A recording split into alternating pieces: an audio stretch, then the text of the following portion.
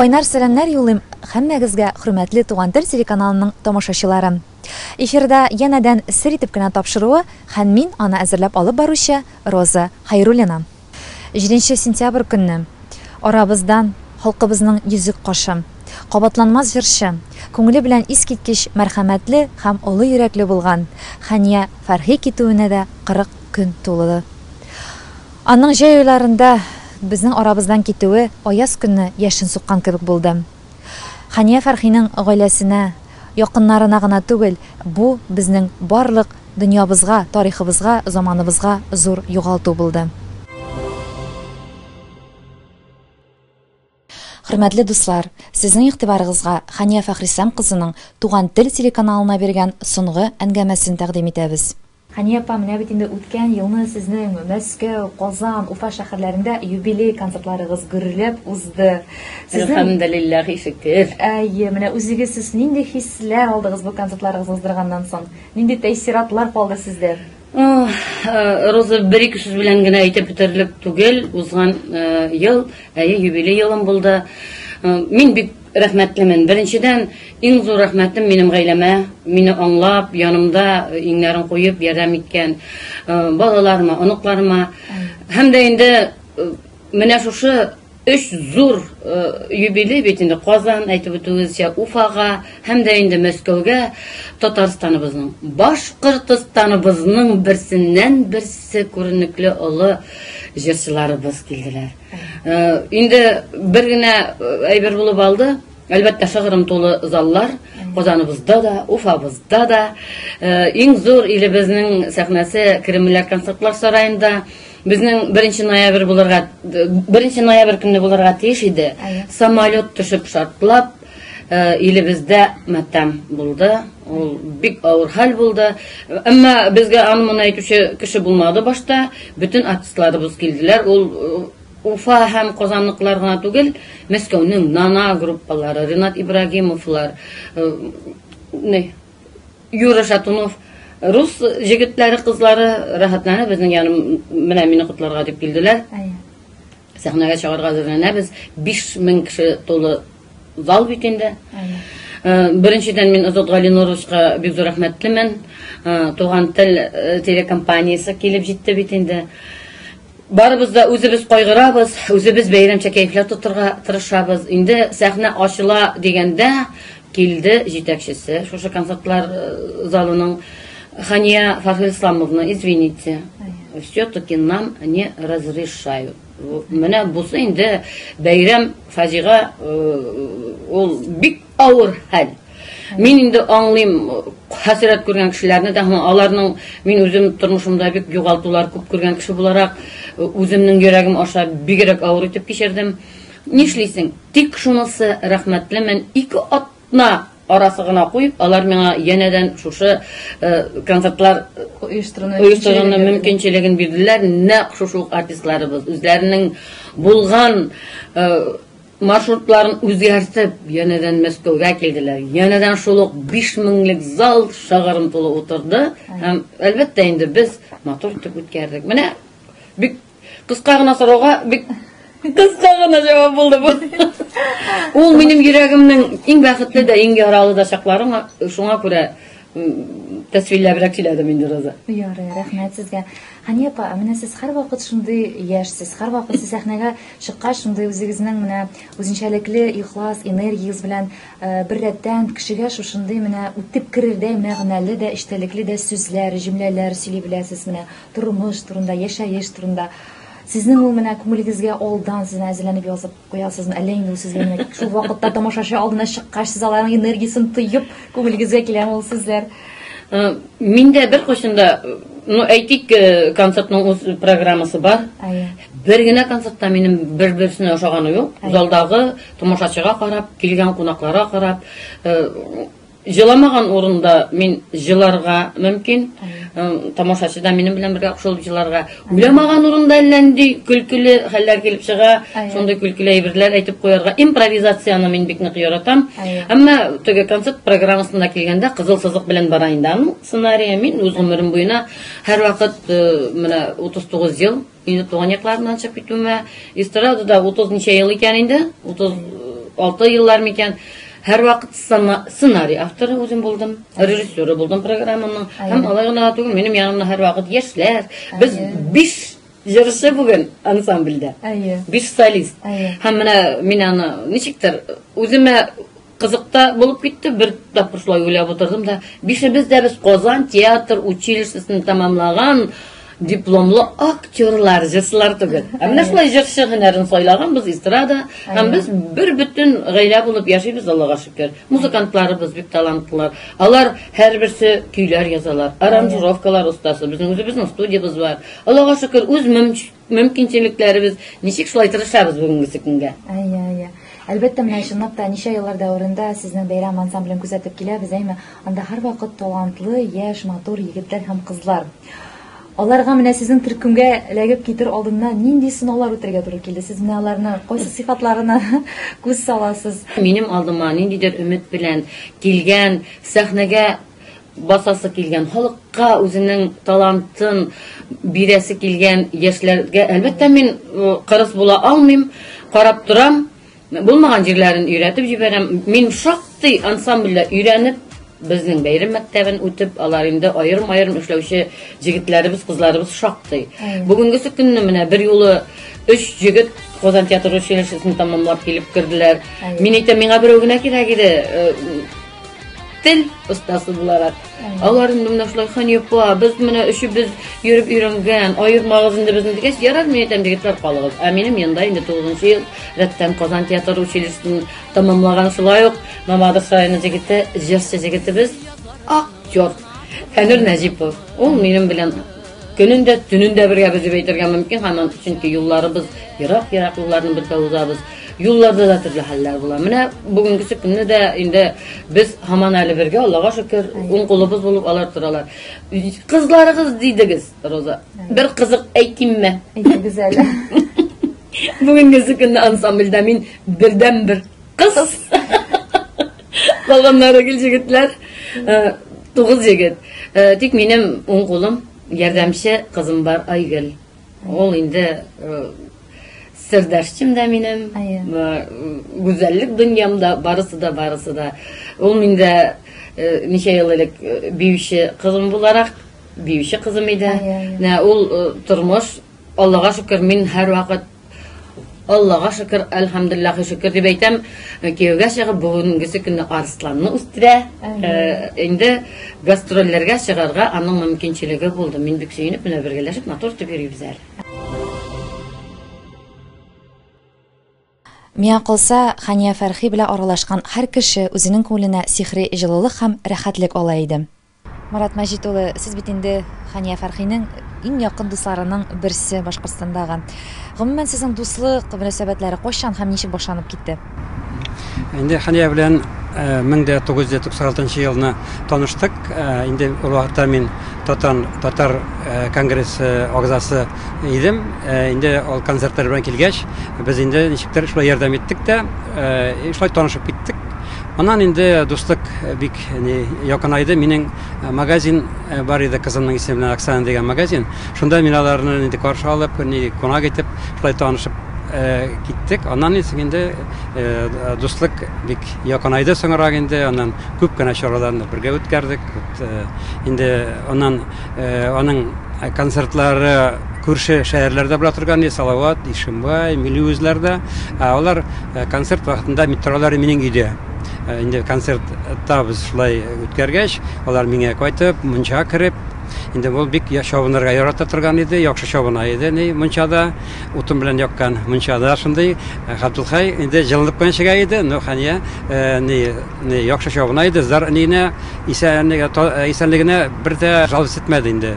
Эшлидер һәр көнне концерт, нагрузканы түзә иде, бер дә жалыс итмәде исәнлегенә. Мин инде аны даже үзем ялтыра йөргән җирләргә үтләп, даже Пятигорскага җибәрдем. Абдулхай белән, кызы белән бергә санаторийга җибәрдек. Аннан Камил Душ белән без инде килдек, үзебез дә шунда бергә ял иттек. Шулай итеп, беренче мәртәбә ул Пятигорскада ял итте ул. бик нисез инде ял итмичә шундый эшли торган иде. Хания Фәрхи бүтән җырчылардан нәрсәсе белән аерылып тора иде? Хания аерыла иде, шундый бүтән йолдызлар инде бик үзләре эрерәк, булса Хания бик общение бик просто иде. Кеше белән дә, безнең белән целым бик кешелекле, ул проблема создавать итми торган иде. Звезда первой величины булса да, урысча әйткәндә, үзе инде халык белән бик просто общалась. Нигә сәхнәдән төшеп, концерт вакытында обязательно халык янына төшеп, нитеп, шулай кулларын кысып, кочаклап, рәт буенча үтә торган шулай иде. Айгөл, менә син күп кенә безнең солянкаларның алып баручысы буларак, Хания апаны менә хәтерлисеңме, беренче тапкыр Уфа сәхнәсендә син концертны алып барасың, ул катнашырга килде. Ниндирәк булып тоелды сиңа Хания апа беренче күрүдән? Хания апа ул башка инде, ул үзгә. Хания апа ул Хания апа инде. Ул ничектер синең күңелеңә кирип китеп, шунда ниндидер бер урын табып, шул урыныңда, шул йөрәктә ниндидер үзенең җылылыгын калдырып, чыгып китә торган җырчы шәхес иде бит инде ул. Беренче тапкыр ничек Хания апа белән күрешкәнемне анык кына хәтерләмим. Ләкин мин беләм, ул Наил Шаймардановның концерты иде булса кирәк. Барлык йолдызлар иде ул концертта, һәм мин ул концертны алып барам. Үземдә теге каушау катышкына беренче еллар ул инде. Һәм мин Хания апаны күрдем сәхнә артында. Беренче тапкыр аны күрдем. Искиткеч матур, искиткеч ягымлы, чибәр, мөлаем. Күрдем дә беренчедән шок катасың бит инде. Ул без артист булсак та, гади тамашачы кебек бит беренчедән артистны күрәбез кайчандыр. Һәм мин аңладым, менә артист шундыйрак булырга тиеш икән ул дигән минем күңелемдә ниндидер бер уй йөгерде. Менә аның кебек булырга кирәк. Ул менә хатын-кыз, җырчы, артистка, шәхес, менә ул шундый булырга тиеш дигән ниндидер уй миндә калды. Менә исемнәргә килгәндә, ул инде күптәннән Татарстанның халык артисты. Кызганычка каршы, ул безнең якташыбыз, горурлыгыбыз булса да, әле Башкортстан аңа ил исемне биреп өлгермәде. Синең фикерең моңа ничек? Миңа калса, бүгенге көндә бу безнең Башкортстан җитәкчеләренең зур үкенечедер дип уйлыйм мин. Минем шулай уйлыйсым килә. Мин шуңа өмет итәм, алар шулай уйлыйлардыр дип. Чөнки тагын кабатлым, сәхнәдә 2-3 кенә көн аяк баскан артистларыбыз да инде матур исемлеләр. Әлбәттә, һәрбер артист исемле булырга тиеш. Һәрбер артистның үзенең урыны, үзенең яулаган исеме булырга тиеш. Ләкин миңа калса, менә аларга исем биргәндә башта зуррак, өлкәнрәк вәкилләребезне, өлкәнрәк артистларыбызны уйларга кирәк иде. Бу артистка биргәнчә әле бит безнең менә Хания Фәрхи әле алмаган. Ул бит инде Татарстанның халык артисткасы дигән исемдә генә тормый. Ул бит аның бит яше дә бар иде, Хания апаның. Ул бит инде 3 ел, 4 ел, 5 ел, 10 ел сәхнәдә җырлап йөргән кыз түгел иде. Шуңа күрә аңа бу безнең җитәкчеләребезнең миңа калса ниндидер бер җитешсезлегедер дип уйлыйм мин. Мирхат, менә син Хания Фәрхи җитәкчелегендәге бәйрәм ансамблендә 3 ел дәврендә алып баручы артист ролен башкардың. Хания апа синең иҗатыңа, синең үзеңә гомумән кайчан беренче тапкыр игътибар итте? Мин Уфада укып йөргән чакта концертын карарга килдем, һәм дә танышасым килде якташым белән, һәм дә киңәшләр сорасым килде. Артист буласы килә. Нишләргә миңа дигән сорау белән килеп кердем. Әлбәттә, инде ул читкә какмады мине. Якташым дип җылы каршы алды. Шуннан соң инде менә мин Казан театр училищесында укыдым. Менә шунда укысаң, менә анда да кеше булырга була дип, менә шундый адрес, менә шундый экзаменнар дип, даже язып бирде миңа, менә шундый экзаменнар, менә шуларны сөйләргә кирәк, менә җырларга кирәк, даже үзенең туганын баласын күргән кебек шулай дип якын каршы алды. Һәм дә ул язу әле минем һаман үземдә, һаман исән-сау 1997 ел иде бу. Шуннан соң инде мин Хания апаның киңәшен тыңлап, Уфадагы университетны ташлап, театр училищесына укырга киттем. Шуннан башланды безнең танышлык. 97 елдан башлап. Син Хания апа белән сәхнәдә дә, сәхнә артында да эшләгән кеше. Хания апа синең өчен нинди кеше иде? Хания апа ачык йөзле, зур йөрәкле, киң күңелле кеше инде. Менә кайда да мин монда артист, мин монда звезда дип, син кем әле монда дигән аның андай бер нидә барысында бер тигез күрәдер. Сәхнәдә ничек елмайса, ул тормышта шундай ачык йөзле, елмаеп яши торган кеше иде. Менә Хания апа бәйрәм ансамбленең иҗат яклап җитәкчесе буларак күбесенчә нинди иде ул таләпчәнлек буенча? Ул эшкә килгәндә бик таләпчән иде. Без менә 3 ел эшләгәндә сценарийларны бергә утырып язадыр, төннәрен язабыз, шуннан соң уйлыйбыз, тегене кыскартырга кирәк, моны бик озак утырады. Төнге эшләргә хәтләр шулай дип сценарий язып утырган чаклар булды. Чаллыда Аллага шөкер, шаярып таладыр, усалда булып аладыр. Кирәк чакта усалдак булырга кирәк бит. Шуңа күрә түгел, ха-ха-хи килеп кенә утырып булмый, шуңа күрә программа төзергә кирәк. Требовать итәргә кирәк, шуңа ул якларда бар иде хәлем пәрәм. Шуңа күрә теге сәхнәдә зур школа алдым Хания паркасында дип әйтәсем килә. Димәк, Хания Фәрхи Чаллыда яшәгәндә дә, Казанда яшәгәндә дә сез тыгыз элемтәдә аралашып яшәгәнсез. Менә өенә кунакка барганың бар идеме? Мин кунакка чакырганы бар. Шул эш буенча да булай да кунакка. Чаллыда булса, Чаллыда да кунакта булганым бар. Казанга күчкәч инде ешрак кунакка барырга туры киләдер. Шейләр ичеп, шулай сөйләшеп, аралашып утырадыр. Менә син бәйрәм ансамбленә ничек менә карашың? Хәзер бит инде ул солистсыз торып калды, киләчәктә анда бүтән җырчы булса, синең мөнәсәбәтең ничек менә? Ничек күз алдысың син артист буларак? Бәйрәм ансамбле дигәч бит, Хания Фәрхи бит инде. Хания Фәрхи юк. Димәк, бәйрәм ансамбле дә юк. Дип әйтәләр. Шулайрак күз алдыма килгән. Хания апаның репертуарына килгәндә, Мирхат, сиңа аның кайсы җыры аеруча йөрәгеңә үтеп керде һәм киләчәктә бәлки синең аның җырларын башкарырга теләгең дә бардыр? Без менә 2нче елны эшләгәндә Хания апа белән уйлашып утырдык та, безнең бөтен группада җырчы җегетләр, җырчы кызлар да күп иде.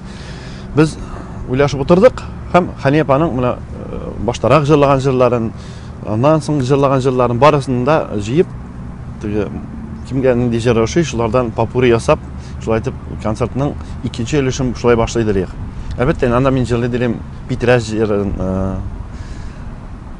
Менә шул җырлардан берсен алып, сайлап алып тотынасым килә, берсен яңартасым килә.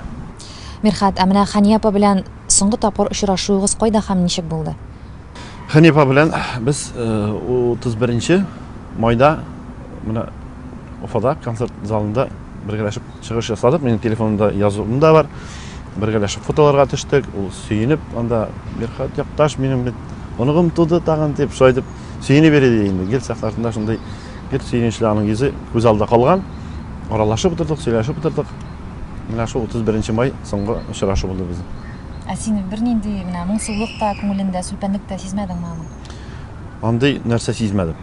Гел сөенәдер, гел елмаядыр. Концертлардамы, башка чаралардамы Хания Фәрхи һәр вакыт үзенең аяк акыллы фикерләре, тәрбияви матур киңәшләре һәм инде халкына бетмәс-төкәнмәс изге теләкләрен җиткерергә ашкынып тора иде. Иң мөһиме җан тынычлыгы кирәк. Әллә ниләр генә эшләсәң дә үз өстеңдә, әгәр дә җаныңда тынычлык булмаса, әлбәттә ул йөзгә чыга. Иртән торып, көзгә карап, хәерле иртә Хания. Син бәхетлесең. Бүген синең бар да яхшы дип бер елмаеп куйсаң, менә шул инде ул мөгаен матурлыкның иң төп сәре.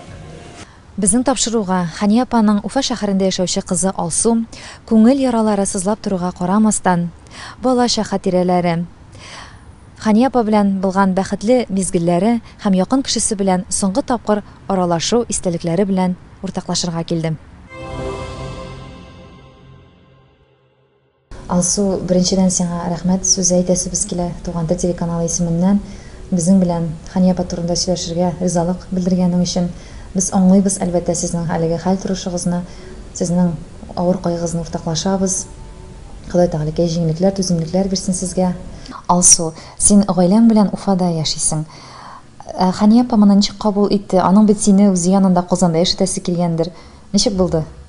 Ул күргән иде ничек миңа авыр, чөнки без ирем белән ике шәһәргә яшәдек. Ул Уфада, мин Казанда. Ул әйтә иде, менә кызым, син төшенгән чәчәк кебек. Шуңа күрә ничектер ризалашты инде. Бер кайчан елап та алды, көлеп та алды, шулай инде теге. Авырак булды инде, әтигә дә, әнигә дә. Уфага концертларга килгәч, сезгә кирип кунак була идеме? Гомумән сезгә еш кунакка килә идеме әниегез? Концерт алдыннан 1-2 көнгә алдарак килә иде. Без бергә бәлешләр пешереп, куймаклар пешереп ята идек. Бик кинога йөрергә ярата идек без әни белән. Кибетләргә просто өйдә кино карап ята идек. Менә шулай. Алсу, Алия, менә бүтән сез Хания апа белән Габделхай абыйның гаиләсендә ике кыз. Ничек уйлыйсың, сезнең кайсыгыз хылкыгыз белән Хания апага ныграк охшаган? Алия апа, мин әти кызы. Менә мин характерым белән дә, и күзләрем, борыннарым веш әтигә. Алия апа ул күбрәк әнигә охшаган. Апаң Алия Хания апаны озатканда, әни безнең яннан чираттагы гастрольләренә гына китте, әмма ләкин мәңгелеккә диде. Син әле шуна башладыңмы аның мәңгелеккә киткәнне? Менә бүген генә төшкә керде. Или бер көнендә ничектер төшкә кергәч, күңелемдә буш булып китте ничектер менә. Төшеңдә димәк, ул сезнең янга килеп, сезнең гаиләдә булып, Әйе, ул яңадан менә китте. Безнең белән бер ай яшады, гастрольләргә йөрде.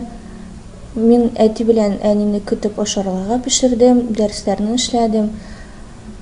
Аннары менә бер ай үткәч, ул лифтка утырып, җырларын җырлап китте инде. Син Алсу бит әле бизәндерү эшләре белән дә шөгыльләнәсең. Булдымы шундый очраклар, син Хания апаны сәхнәгә бизәндереп чыгарган? Әйе, бер тапкыр булды шундый хәл. Мин бик каушадым, чөнки әни үзе бик әйбәттә бизәнә, прическаларын эшләйде. Менә аны бизәргә миңа теге бик ничектер волнительно булды. Но аңа бик ошады. Хания апа гомумән нинди әни иде ул? Ул бик йомшак иде. Ул безне бер кайчан да ачуланмады. Гел сөйкемле иде. Кызларым, алтынларым гына дип безгә шулай дип әйтә иде. Менә бер кайчан да безне тиргәгәне юк иде. Менә мәктәптә начар оценка алсаң да, гүл әйткәндә теге озырак теге соңрак калып калсаң да, ул бер сүз дә әйтми иде. Ул гел аңлый иде. Вот аңа бөтен нәрсәне сөйләргә була иде. Ул ничектер синең урынына басып, менә нидер фикерләр әйтә иде менә. Синең өчен тормыш девизы булып калырдай нинди киңәше истә калды синең гомерлеккә әниеңнең?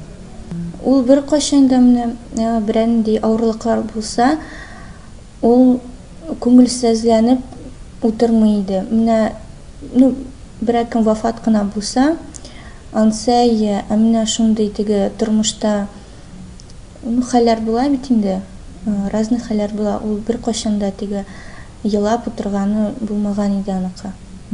7 саны белән бәйле ролик күрергә туры килде. Гомумән менә 57 яше тулып, 57 көн үткәч, әйбит. 2017 елның 27 июлендә якты дөнья белән хушлаша. Моңарчы сез сизәгезме ничек бәйле ул 7 саны? Юк, менә хәзер генә үзе белгән кебек, үзе менә ничектер русча әйтәләр, ич нарочно не придумаешь. Әйе. Хания апаның киемнәре, алар шул тиклем кабатланмас, зауыклы, матур иделәр. Ул киемнәрен тектергәндә сезнең белән киңәш итә идеме? Әллә инде һәрвакыт стилистлар белән генә эшләдеме? Аның менә Чаллыда бер стилисты бар иде, менә алар бергә шундый матур, кызык күлмәкләр тегәләр иде. Үз Хания апага гына килешә торган, бер кемнеке белән дә кабатланмас, матур. Бер кемдә дә андыйлар юк. Хәзер ул бихисап күлмәкләрне, костюмнарны нишләтергә уйлыйсың? Чынлап та бер музей ачасызмы? Ялла берсә. Шулай дип уйлыйдык. Алсу, Хания апаның шундый теләге бар я, Казан шәһәрендә матурлык салоны ачырган. Бу эш әле нинди алга китешләр бармы? Алла берсә, без менә 2нче елга Казанга күчәргә дип уйлыйдык. Шунда инде минем үз студиясына ачырга сәбәбем бар. И шул студияда берәнди уголок эшләргә әнигә багышланган. Аның бөтен наградалары, матур күлмәкләрен шунда куярга сәбәбем бар минекеме. Уйларың, теләкләрең бар. Әйе. Әтигезнең әле хәлләре ничек? Ул ират бит инде, ул көчлерәк бит инде. Юк, без көчлерәк тотынабыз аңа караганда. ул югалту аңа бик авыр. Ул менә 40 көндә ашта утырганда миңа карадым да, ул 10 яшькә картайган менә. Бер айда ул бик биреште инде. Алсу, менә синең әниең репертуарыннан иң күңелеңә кереп калган җыр нинди җыр? Менә берничә булгандыр. соңгы көннәрне мин ашыкма дигән җырын бик күп тыңлыйм, менә көнгә 20 тапкыр тыңлыймдыр аны. Һәм рәхмәтлем гомеремә дигән җыр, аның сүзләре менә ул анда сау булачак кебек безнең белән. Бәйрәм ансамбленең киләчәген Алсу ничек итеп күз алдына китерәсең? Ул яшәячәкме? Вот анысын мин белмим. Чынлап та сораганым да булмады, белмим. Әнисез бәйрәм булмый инде ул. Instagram, ВКонтакте челтәрләрендә бик күп комментарийлар, бик күп язулар күрәбез без Хания апа турында. Ничек кабул итәсең? Миңа бик күп кеше язды, бик күп кеше шалтыратты. Менә аларга бик күп рәхмәт. Шундый җылы сүзләр язганнарына өчен, шундый әнине яратканнарына өчен бик зур рәхмәт. Менә мин һәр еш кына Instagramда прямой эфирларга чыга башладым. Менә алар белән сөйләшкәндә ничектер бөтен нәрсә онытыла, ничектер күңелдә рәхәтрәк булып китә. Алар шундый җылы сүзләр миңа язалар. Вот, бик зур рәхмәт аларга, әнине шулай хөрмәт иткән өчен. Алар әнине хөрмәт иткән кебек мин дә шулай хөрмәт итәләр. Менә Хания апа күп күрде бу тормышта, әйтергә кирәк, күп югалтулар, күп хәсрәтләр.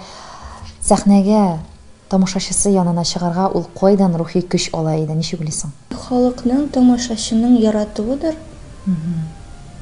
Аны бик күп кеше ярата, бөтен Россия, бөтен Татарстан, Башкортстан.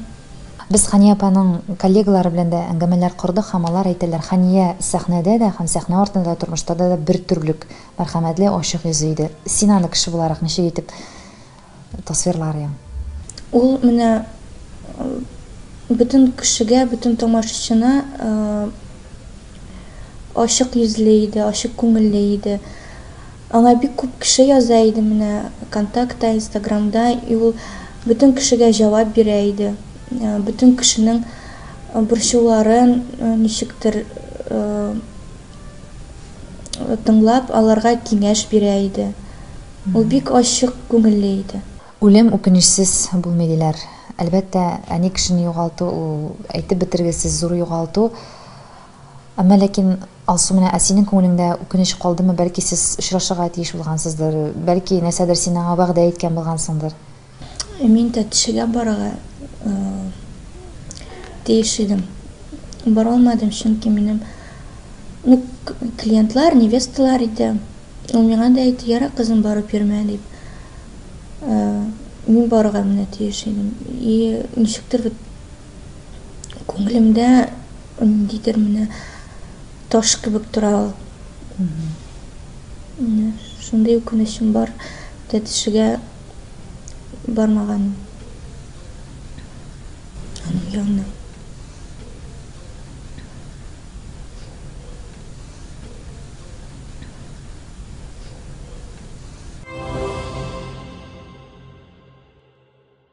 Үз туган телебезне онытмыйча үстереп, яратып, әдәбиятләребезне өйрәнеп, укып, үзеңнең кем икәнлегеңне онытмыйча, горур булып, мин татармын дип әйтеп, һәм дә инде шушы бу тормышның, матур тормышның матурлыгын күреп, якыннарыгызны аңлап, аларны кадерләп яшәргә безгә насип булса иде. Мин сезне барыгызны да бик нык яратам, кадерле тамашачыларым, чөнки мин шушындай һөнәр сайлаганмын. Мин сайлаганмын, аны Ходай Тәгалә шундый юл күрсәткәнме, менә шушындай кыйблам минем сезгә карап тора. Сезгә һәрберегезгә һәр көнне, һәр вакыт мине радиодан тыңлыйсызмы? Туган тел каналыннан тыңлыйсызмы?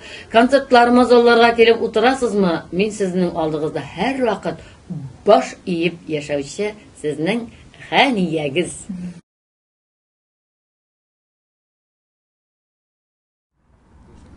Хания Фахрислам кызы җыр сәнгатен үстерүгә керткән өлеше бәяләп бетергесез.